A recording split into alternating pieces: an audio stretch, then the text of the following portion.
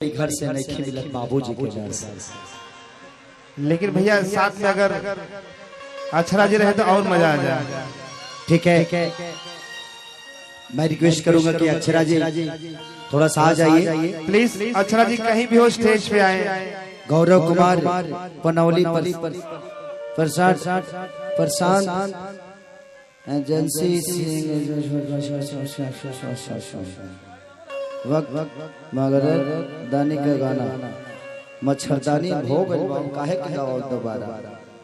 चलिए पुरस्कार के किसी जलालपुर सिवान भैया की तरफ से बहुत सारा पुरस्कार आशीर्वाद के रूप में स्वीकार।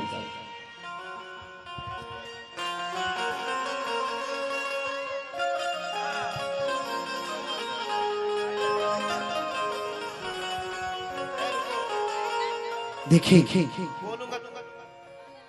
एगो लड़की से बहुत प्यार करता, इतना कि शायद वो दुनिया में उतना केहू से प्यार नहीं करता। 3 दिन लड़किया के चक्कर में लड़केवा घुरी कटलस, वही चक्कर में बाप बहुत मार 3 दिन बाद जब लड़किया मोड़ पर मिलल तो लड़केवा कलश की का दिन भर जानी तोहरा चक्कर में बतावा हम कितना परेशान। लड़किया कलश की तोके पता बा हमर शादी तय हो गई। क्या कहलस के अच्छा तई खुश खबरी तो हमके देवे आइल। लइका का था भैया कि कैसे बताई कि कैसे जियतानी रे ई जहरिया जुदाई के पियतानी रे बिसमसान रे। अरे मौत के सीने देखे दुनिया जहान रे।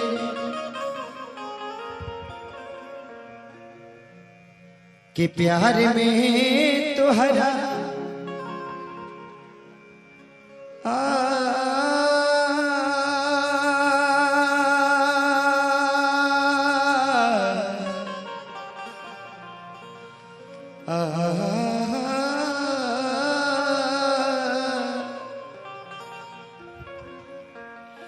कि प्यार में तो हरा अरे पिटाइल बानी घर से। कि प्यार में तो हरा पिटाइल बानी घर से। मिलत नहीं खी बाबूजी के डर से। प्यार में तो हरा पिटाइल बानी घर से। मिलत नहीं खी बाबूजी के डर से। गिर गई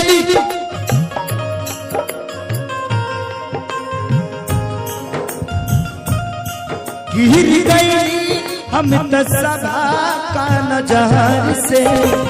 मिलत नहीं कि बाबूजी के डर से। प्यार में तो हरा पिटाइल बानी घर से। मिलत नहीं कि बाबूजी के डर से। नहीं पूरा प्यार के होंगे अब तक नहीं पूरा। कहे कि प्यार के पहला अक्षर अधूरा। कहे कि प्यार के पहला अक्षर अधूरा।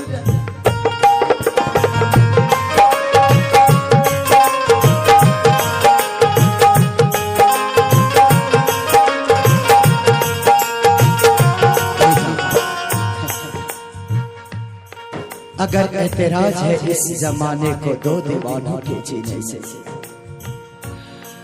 अगर एतराज है इस जमाने को 2 दीवानों के जीने से।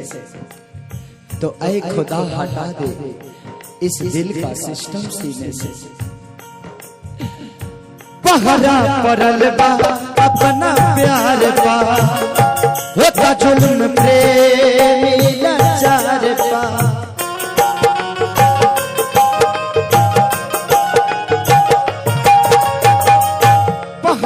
पड़ल बा अपना प्यार पा।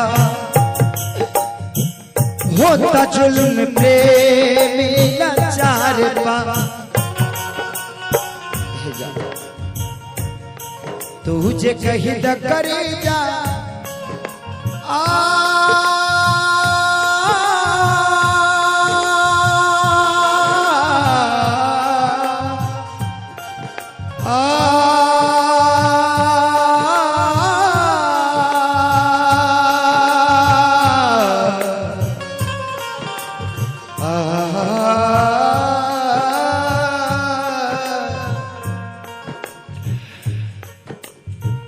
तेरे गम में जिया करेंगे, तेरे गम में जिया करेंगे, अगर गम कम नहीं होगा तो पिया करेंगे। लेकिन याद रखना, हम मर जाने के बाद भी यमराज के मोबाइल से तेरे मोबाइल पर मैसेज दिया करेंगे, तुझे कही द करे जा, तुझे कही द करे जा, मर जाए जहार से मिलत नहीं बाबूजी के